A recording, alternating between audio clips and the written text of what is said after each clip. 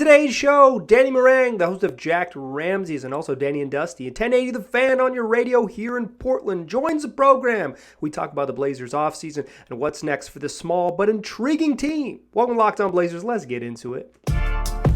You are Locked On Trailblazers, your daily Portland Trailblazers podcast. Part of the Locked On Podcast Network, your team every day.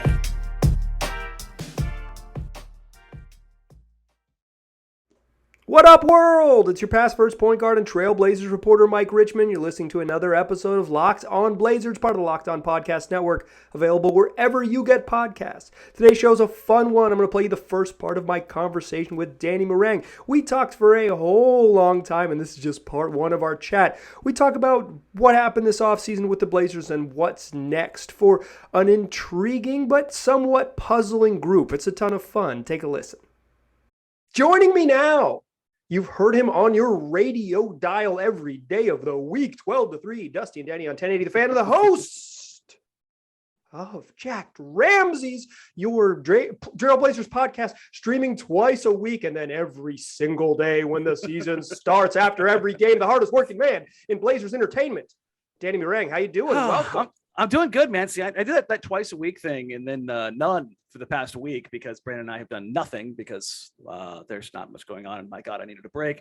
But I think you're holding the title of the hardest working right now. 5 times, bump it down to 3 times. But I mean, you're still doing 3.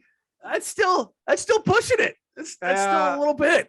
Well, luckily, I've got friends in the world that will join me and make it a little bit easier because the Blazers haven't done anything. I mean, they haven't played an important basketball game in like closing in on 18 months. So somebody did just tell me that they saw Nemanja Bjelica at PDX. So there you go. Well, he's probably going to Adidas. Let's be honest. I was going to say, what kind of shoe he's does he Adidas wear? Guy. Yeah, what kind of shoe does my he first wear? thought. I was like, Nike or Adidas. Which one's he doing here? He's like, Blazers. No, I'm good. Yeah, it's he's not showing up to steal someone's roster spot. The roster's full. Yeah. That's why there's kind of nothing going on. Let's just start big picture stuff, and then we can dial it in from there. What do you think of the offseason so far? Like drafts, free agent stuff. What's your make of how the Blazers have done?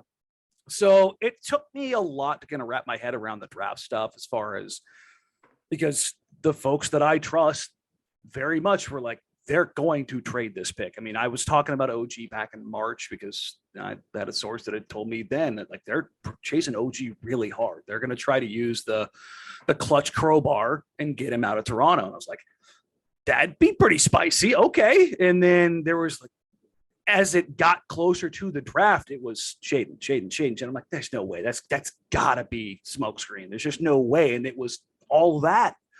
And then some, and they went Shaden, and I was like, man, okay. But from what I understand, they chased very hard for OG, but they just weren't going to match Masai's asking price, and they took the big swing with Shaden. I was like, okay, it is what it is. Probably didn't help that Kevin Durant asked for a trade of hours before. That definitely caused some trade packages go. It's going to cost you a little bit more because we're going to need a little bit more to send out. Yeah, just in case. Let's stay cool for Kevin Durant. Yeah. So I mean, like, you're not trading, to use a phrase, in a vacuum. No. You are. It happens that everyone's ecosystem wants it to happen. So they get Shaden Sharp. They kind of make some other moves that maybe were somewhat surprising. What do you think? What do you think of Sharp, and what do you think of the Grant deal and all that stuff? Yeah, like. I hate using this phrase, and I've heard you say too that the whole in a vacuum part of this because Neil just kind of bastardized it for us. But in a vacuum, it makes sense. Like they need to replenish the cupboard. They just exhausted everything. I get what they're doing. Moving into the Jeremy Grant deal, we all knew that this was going to happen one way or another. And I had heard back in February that quite literally the Milwaukee pick was enough to get it done. And I was like, I'll believe it when I see it, but that was what I heard over and over and over again. I kept like the theoretical traits that I kept putting out there. I always put Keon into it too. Cause I was like 25, that 2025 Milwaukee pick, it's not going to be quite enough. It's not quite there. But when they got that done on a value scale, everybody lost their ever loving minds when that pick didn't convey. The lottery pick didn't convey. Well, it didn't matter. They were able to turn a 2025 first. It's probably not going to be that good into Jeremy Grant. That in isolation is probably one of the best deals that the Blazers have done in the modern era. Like it's up there. It's certainly on the list. A first round pick that's 3 years out for a very good team with one of the 3 best players in the world on the roster, like it's hard to see that pick being a whole lot. This isn't the LA Clippers giving up a first round pick to get off a deal, in 2012 that turns into Kyrie Irving. Like that's not what this is. Like, oh, weird. Who's the GM of that team? But good. Regardless of what you think of a contract extension, which if we're looking for information, that's probably something we may see coming in the next month or so if they do an extension. I don't know if it goes full extension or if it goes a negotiation, wink, wink, nod, nod in the offseason. But that's at least something that you and I can at least look forward to, is some tidbit of news coming out. Getting Jabari Walker was an incredible steal. Clearly, as I understand it, the Blazers did their 46th pick. They were targeting Josh Minot, and he went quite literally the pick before. I mean, you can do the math. Minot goes off the board. The Blazers trade the pick. Not kind of hard to figure out where they were going with that. They add a guy who he may end up not only being the steal of the second round, but maybe end up being the steal of the draft. I know that's saying a lot. If he can play, it's a huge, like, it doesn't steal whatever, like wherever it is. If you draft a dude 57 who's an NBA player, you did a great job. It doesn't it doesn't matter who else is in the draft class. Like, if you get a dude who could play with the second to last pick in the draft, you did a great job, because it's hard. It is hard to find NBA players that late in the draft. It is really especially difficult. there, because those are usually flyers. And, right. You had Jabari on, he rightfully sounded pretty pissed off. Yeah. As far as like, I had heard that he was targeted like early second round, like in the 35, 36 range. So for him to go basically with the second to last pick in the draft, that's insane. So, you typically when agents are told that they're going to go in that range, that's kind of like their ceiling. It's weird for a guy to fall that far without having some massive red flags medically. And that clearly wasn't the case with Jabari. So that still kind of throws me off, but just those 3 guys alone, that's a successful offseason in my mind. Like, that's, you got wings, you got 3 wings, and then you brought in GP2, you re-signed Nurk, you re-signed Ant, Eubanks is your break class in case of emergency guy. Like, I look at it overall, man, this offseason, I hate cashing in all this way because it was done this way for so long, but it was a good offseason. Like, they addressed real weaknesses for the first time in literal years. And it wasn't met with the best offseason we've had ever, or the deepest roster we've ever had ever. It's met with, we're not done. Hey, wait till media day. Yeah. That's usually what happens. That's true. You got to trumpet at media day. Are the Blazers better on paper than they were last year? More functional. Yeah. More functional. That's the thing. It's like, I don't know where Cub still sits. Like, because there was clearly some real frustrations in his he was role. Pretty good when he got out of here. So yeah, and that's the thing, is like, I think he's probably a lot better than what he showed here, because he was pretty clearly not happy with his role and not happy with his teammates. There were certainly guys that he eyeballed on a pretty nightly basis as far as guys not doing their jobs. So Norm, again, a good player on 29 other teams, but trying to shoehorn him into Portland is kind of one of those things where, okay, but for me, the big thing here is they did 2 things in this offseason that they haven't done in 10 years. Well, one of them in 6 years. One was quasi replace LaMarcus Aldridge with Jeremy Grant. And 2, get a good forward. Yeah, get a good forward and get a point of attack defender. Like, they haven't had a point of attack defender since Wes Matthews, and I'd argue that GP is a better point of attack defender pretty clearly than Wes was, which is kind of insane to think about. He's up. He is there. There's only 2 names in that conversation for the best point of attack defender they've had. And in 2015, I don't think Wes was regarded the same, but we also didn't have we weren't obsessed with tracking data and whatever. He got that dog in him. Defensive responsibility. Shout out to a YouTube commenter, dogging him per 36. That definitely the best name I've seen on the internet. Today's show is brought to you by Built Bar, the best tasting protein bar that there is, and the best tasting protein bar I've ever had. Don't go looking for a better one. You can find the best that there is at built.com. What makes it great is that it packs a punch. They got on average 17 grams of protein, just 180 calories, 4 grams of sugar, and 4 net carbs.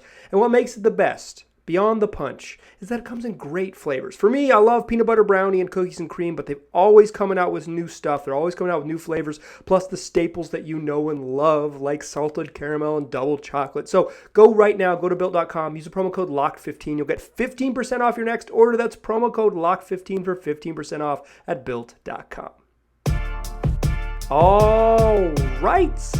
I'll drop you back into my conversation with Danny Marang. I think I'm with you. I think they did pretty well. I don't love, it's hard for them to get all their good players on the court at the same time. Yeah. So I think that's a little bit confusing to me, but I think they've moved the slider though. Like they had that same issue for the last 2 years, but now it's still difficult, but not quite as difficult at least. I think they can get their four best players, I think, are Dame, Ant, Dirk, Grant. They can find a way to get all four of them on the floor comfortably. That's easy peasy. It's just, let's just go there. Who starts at small forward? It sounds like it's going to be Nas. It has to be, right? Like just logically, it kind of has to be. Have you seen him? I've seen him on film or whatever. Apparently he's big though. Bigger. He's put on about 20 pounds. Like the muscle season is in full effect, but like he everyone is in good. The funny thing about the NBA is you're in best shape in the summertime. So it's good to see that you're going to be in best shape in the summertime, unless you're Luka Doncic, you're best shape in February. Exactly. Best shape in February. But most James people are on in the same diet. Most people are in their best shape in July because you have time to rest your body and also work out a lot. He's huge. And I think part of that is, number one, he's got a clear runway to that starting position. He's going to take on guys who are bigger. And Nas has always been a guy who's been strong, but now I think COVID kind of whooped his butt. He did. He lost like 30 pounds. And so I think this is him kind of fully recovering from that. Cause up top, he's massive. He's huge up on his shoulders and chest right now. And I was like, he looks a little bigger than last NBA starting wing, Nassir Little. Yeah. Yes. And I think that was kind of like trending towards that. And I think there's an element of, number two, he's kind of becoming a man. Like everybody forgets he was a kid, he's a one and done hopping out here. And when you think about this all the time, like go back and look at Ant's rookie year. My God, look at Dame. Look at Dame. There's a highlight going around where Kyrie kind of sauces rookie Dame, and Dame looks so small. He's like a $185. Yeah, he's so small. He got way bigger in his first 3 years. It happens to everybody in the league. Some of it is just like you're older. Dame was 22 or whatever, but some of it is like the difference at 18 and 23 of like an adult human, and some of it is learning what it takes to get big in the league. That's and nutrition and work and all of those things.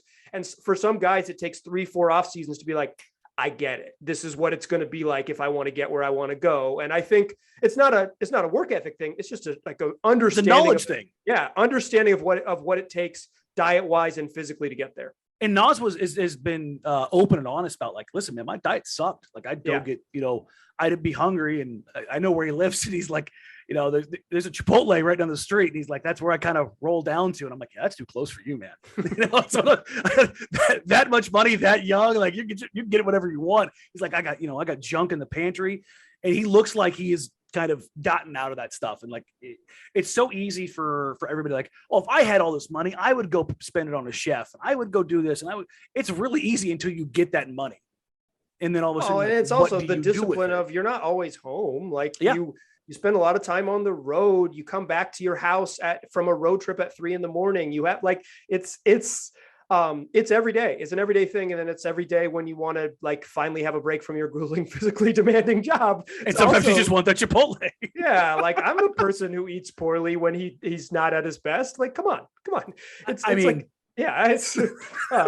an audio medium, but for those of you listening, Danny suggests that maybe he too has visited that local Chipotle. Yeah, it happens. We talked about who starts, who closes, who finishes the game. It's going to be really interesting to see. That's probably my, outside of like the order of questions that I have for this season. Is Dame really that dude still? Like, which I firmly believe he is. Yeah, I think he is. To me, that's not a question, because at worst he'll be like the 17th best player in the NBA. Yeah, and I think he's. My question is more not can he be the same, but can he be better? Right. Because of all of the stuff that he's talked about, again, saw him at Vegas at the press conference. He looks the best I've ever seen him. Like he's supremely cut, jacked, built. Like it's like he had 6 months off. Well, it's what I mean. Like he had like this kind of hybrid thing or he has this hybrid thing now where a couple years ago he got super big. Right. Like he put on summer of 2018, he put on a ton of strength. Put on a ton. I think that may have been a little too much.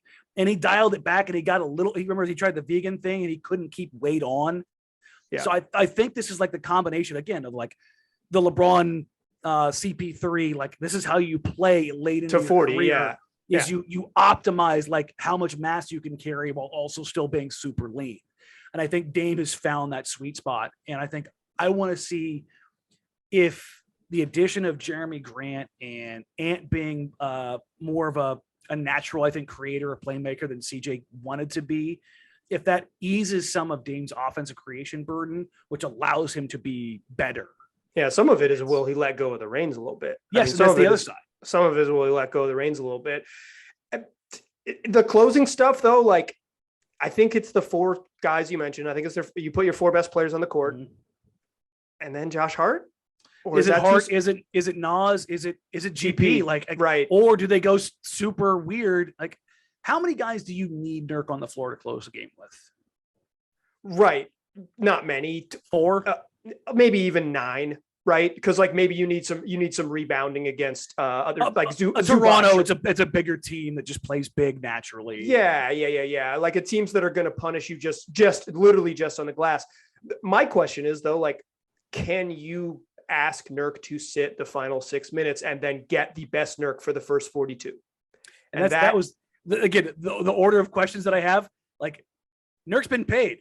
Which Nurk are you getting? That's like probably number 2 or number 3 for me on the season. Yeah. Well, and even if he brings it, like he's a guy who has openly bristled about his role more than once. Yep. And like, I don't know. I want to play at the end of games. Like, yeah. So, and if you're paid that way and you're the starting center and you're clearly the best center on the roster by magnitude, I mean, maybe Jeremy Grant becomes the best center on the roster by some weird freaky deaky stuff, or Justice Winslow. But like, I think that's the question is do they go smaller and get more, because they're going to play small. Like they don't have a choice. They chose to. They did this. They did this intentionally. It's not like if we give them the benefit of the doubt that this was very intentional, which it does seem like it was all very intentional, they built this team to play small. Not like, oh, shoot, we have to play small because we have Norman Powell and we got to get our best players in the court. It's like, nah, this is what we think works and we're going to go for it. Like, how small could they go? Let's just go there.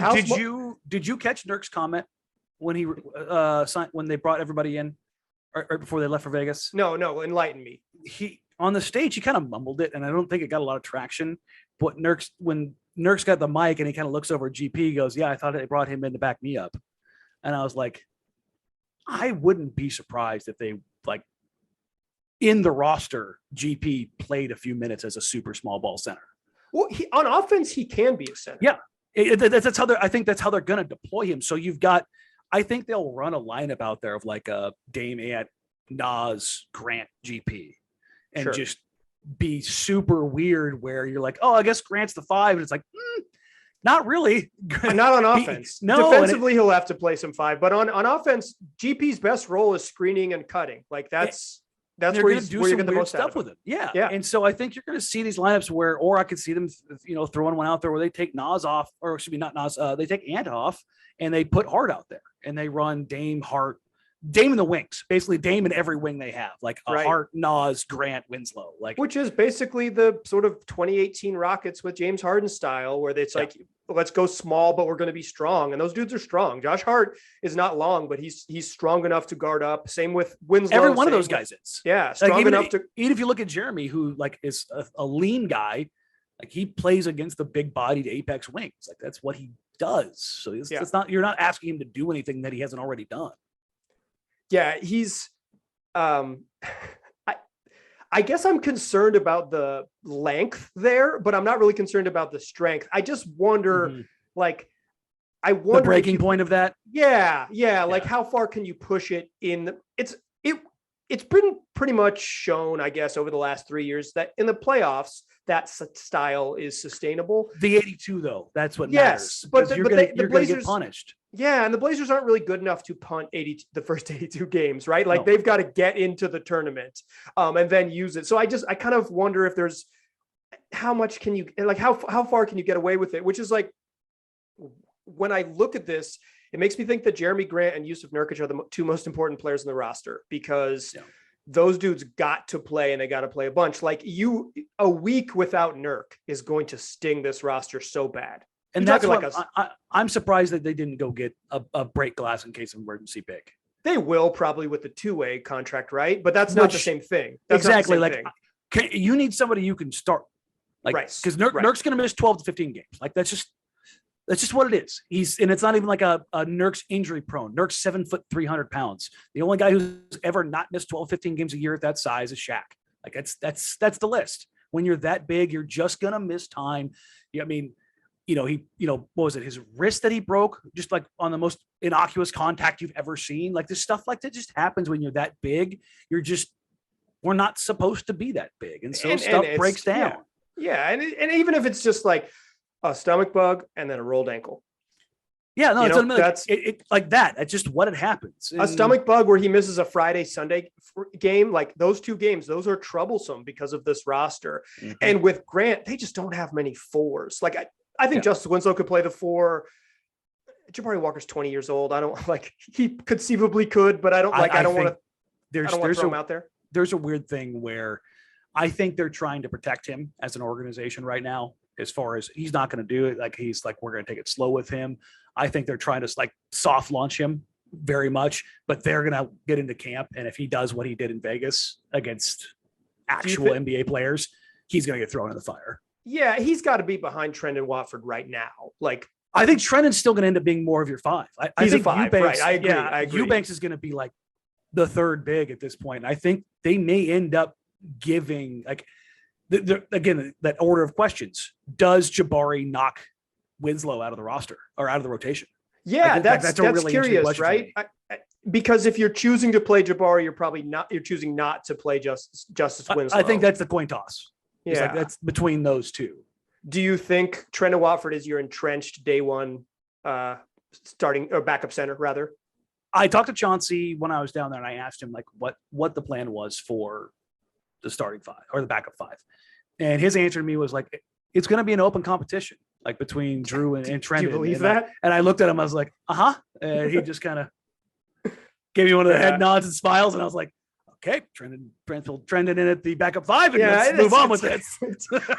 Chauncey at the beginning of his coaching career was pretty open and honest with stuff. And then like it started to go south in December. And it's like, he's like, okay, I am going to be a little more less forthcoming with the truth. It's like by Christmas of last year, he's like, nah, I'm not doing that anymore. Like they'd come in after a game and they were like played terribly. He'd be like, I thought we played pretty well. I'm like, no, you didn't. No, you didn't. We just heard you walking through the tunnel. No, you didn't. I just watched you on the sidelines, like just like lose your mind, just like not even yelling, just like holding your head, like I can't believe this nonsense. And he comes in, he's like, yeah, I thought we played pretty well. It's like, okay, you don't have to do this to us. We watched. You've been around him enough. He shows his hand pretty easily. You got to read. You got to listen. Like you got to listen. But he will. I feel this. I say this all the time on the show, and I feel very strongly about this. You got to listen when these guys talk. Like you, like the principal actors. It's why like the access has really changed a lot in the last couple of years, and then maybe hopefully we'll get back to the locker room and have more organic, less transactional conversations. But like when it does sound like that's getting closer too. Yeah, it does. Hopefully, fingers crossed. It's when the principal actors, particularly the biggest decision makers, Joe Cronin, Chauncey Billups, when they talk, listen, because they're going to tell you the truth. And I think Chauncey Billups in his like game 1 of Summer League was like, yeah, Jeremy Grant's going to play some center. And I was like, I was like, okay, they're really going to do it. And it's like, you gotta, it's always like that. So yeah, Trendon Watford, getting back to my question now, some 5 minutes later, Trendon Watford's probably the backup 5, day one, night one. I would pencil Trendon in for like 20 minutes, 20 to 22 minutes pretty comfortably right now. I mean, how much can Nurk play? Like best Nurk, like 29 minutes or something like that? 31, I think, is like what he capped out in that month of like mid-December till basically the All-Star break. That's 31. It was like 31 was like, and I was like, and they were, I mean, the crazy thing is like his usage was turned up to 1,000. Yeah, they gave him post touches starting like that first week of January. They started throwing him the ball on the post, and all of a sudden he started running harder. It was weird. Yeah. They literally started for like weeks. Every single game, Nurk would get the touch. It was the LaMarcus Aldridge offense that Stotts used to run. First 2 possessions were LaMarcus Aldridge post ups to set the tone. They did the same thing with Nurk, and I thought that was actually really interesting. Now he's not going to get the 15 post up opportunities he got. In that month. Will he get 6? I think that's kind of the number that I've sat on. Is like if you had to sit it over under, I'd probably put it like 5.5. Yeah, I'll take the under. I mean, I've watched Jeremy Grant a lot. He's gonna shoot it. He's to me, he's third in usage. It's Damian. Yeah, like, that's what I'm saying. Like I've watched him. He's gonna shoot it, y'all. Like this isn't the sort of like one of the things people always say is like, oh, they're going to move the ball so much more with Chauncey Billups. Like, are they? I would say that the guy that wants to get the most people involved right now is probably Ant. Yeah, I mean, Josh Hart. It's well, I mean, in the starting lineup. Oh, in the starting lineup. He's the most deferential guy in that group. And he's a shoot first shoots. He's at least shoot 1.5 times. Exactly, because Nas is a downhill guy. Right. Grant's a play ender. Nurk's a secondary creator. And Dame, while being an exceptional passer, is a downhill or shoot guy. Like, and Dame wants to screen, rescreen, look, okay, read that second line of defense, okay, probe. Then, like he's a really good passer, but he wants to do it on his terms. Nurk, if he doesn't get the ball, passes less. That is just a fact. It's also kind of like if you've ever played basketball at literally any level in the park, if you don't touch it very much, you're going to shoot it because you're not going to get it again. So yeah, I worry a little bit. Like, I don't think the playmaking is bad skill-wise with that first group. No, but I think it's the greasing of the ball. Yes, exactly. I don't know if the machine moves that quickly. I think it's like, that's my concern. It's not skill, it's interest. Is there interest in moving the ball? Because they've got good passing in the lineup. Like they do. And I think that second group can run and pass and fly. Like if it's Justice and Trendon and Josh Hart, with GP as a great cutter, they are moving and they are playing a different brand of basketball than that starting group. The hybrid unit, the style of basketball that they are going to play with, whether it's Dame or honestly, the one I really want to see is Ant, because as much as I love Dame, Dame's not an open floor guy. It's never been his game. I think it makes more sense to bring Ant back with that group. I'm with you. You run Ant with GP and Nas, Trendon, Justice, and or Jabari, whoever it is. Honestly, you put Jabari in there, you get a little bit bigger, and they are going to run. One of the things that was really great about talking to Coach Hetz down at Summer League was, before it went down, I'm like, are you guys going to try to do the same kind of, idea that Chauncey wants to execute, even though the skills and the talent's a little bit different? It's like, yeah. They played what we saw they're going to play for sure. Exactly. And then he goes, listen, the reason why you didn't see it with the big club was we just didn't have the ability to do it night in, night out. We just didn't have the bodies. Like, we didn't have the ability to go do that regularly and do what we wanted to do. So we just kind of scrapped it and decided, let's spam pick and roll, and then let's get into what we can with other guys. And that's why you saw, Eubanks catching post-up opportunities in March. Like, this is the world they were in. So like you said, what we saw from Summer League, they are going to blitz. They are going to trap. They are going to hedge. They are going to play grab that and go. Zone. They're like, they threw that 2-3. They threw some box and one. They threw they ran a little bit of 3-2 even, which you don't see in the NBL that often because you need to have real length. But yeah, you got to have big guys at the top of the zone. Yeah. Yeah. And they did some stuff where I was like, they are getting super weird right now. Hetz wasn't even calling it, and guys are picking up full court. And they're going 2-1-2. And I was like, oh, they're going to get real weird with it. Okay. You're talking about the greatest summer league organization in the history of the history of the event. Two time. time Summer League champs. And, it's been pretty successful for him. You win the Summer League championship, you go to the conference finals. That's just math, baby. It tracks. Thanks again to Danny for joining the show. If you want to hear more of our conversation, Wednesday show will be the continuation of this very chat where Danny and I get into the rest of where Portland stacks up in the West and what this team is possibly going to look like as we debate the ins and outs of the back half of the roster. Thank you so much for listening to this program. If you missed any shows last week, we had a whole bunch. And if you come back next week, because we'll have more, or come back at the end of this week, because we'll have more conversation with Danny. I appreciate you listening, and I'll talk to you soon.